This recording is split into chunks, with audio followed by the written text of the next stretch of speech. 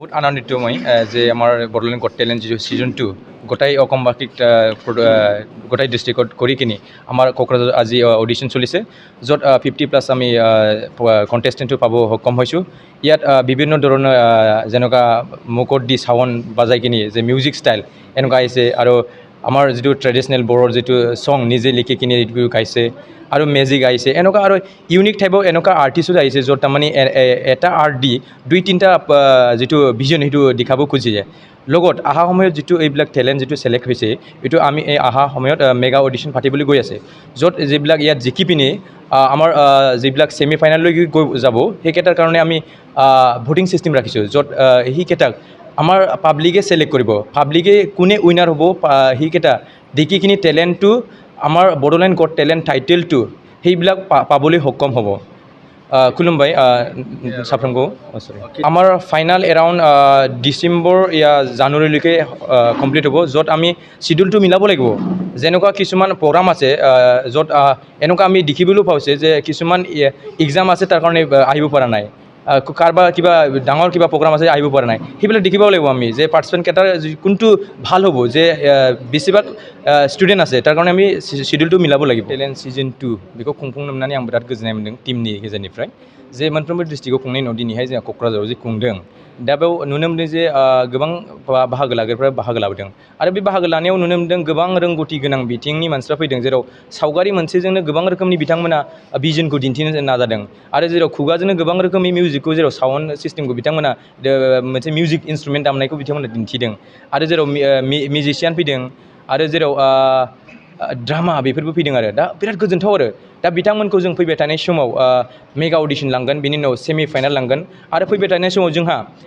December बा जानुवारिनि गेजेराव ग्रेन्ड फिनालिया जागोन जेराव धामाका जागोन मानसिफ्रा मोनसे बोसोर गोदाननि दोहौखौ रंजानाय लागोन आरो गोबां पाब्लिकफ्रानो मोनफ्रोमबो डिस्ट्रिक्टनिफ्राय फैनानै बेखौ नायफैगोन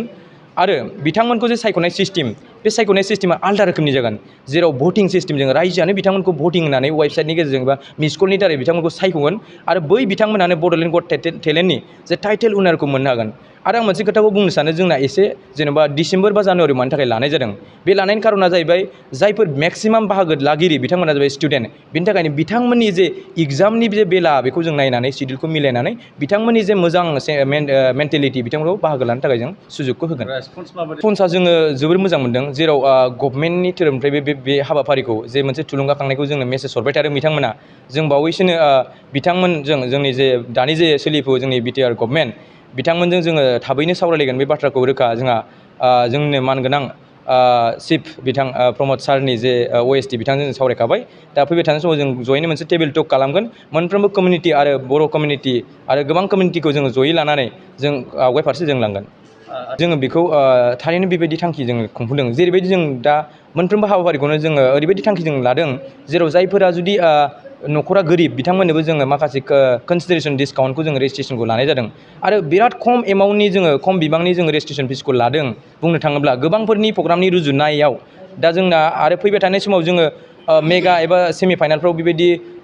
गोग्गो गागा जोङो फिस लानानै जों बिथांमोनखौ जे मोनसे कमार्शियेल टाइपआव जों बे प्रग्रामखौ खालामनो थाङाखै बे मोनसे जोङो बिथांमोननि जे समाज थानाय थाखुमानाय टेलेन्टफोरखौसो जों मदद होनो थाखाय बे बड'लेण्ड गट टेलेन्टआ आवगायबोदों एराउन्ड 50+ बेखौ टटेल आं केलकुलेसनखौ नायथ'वाखै टटेल 50+ होदों जेराव आरो जोंहा नबजित DID लिटिल विनार बिथांमोना फैदों आरो गोबां आलासिफोर फैदों जेराव हारिमुजों आवगायनाय एबा टेलेन्टफोरनि बिथिङाव गोबां गियान गोनां बिथांमोना फैनानै बे हाबाफारिखौ बेखेवफैदों बाइक अनसायगिरिफोरनि थाखाय मोनसे गोजोनथाव खौरां क'क्राझार जिल्लानि सेरफांगुरियाव थानाय फुंखा इन्टारप्राइज बाजाज मटरसाइकेल श'रुमा नोंथांमोननो लाबोदों मेगालन मेला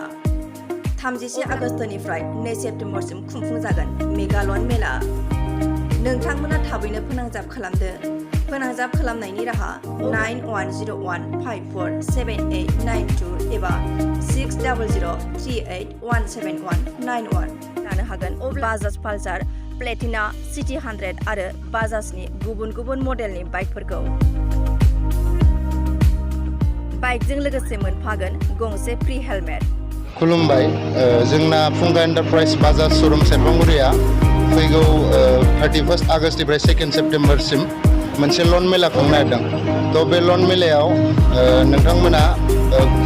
बिराद खम बिबांनि माबायावनो लन डाउन पेमेन्टआव गारिखौ मोनलांगोन आरो बेजों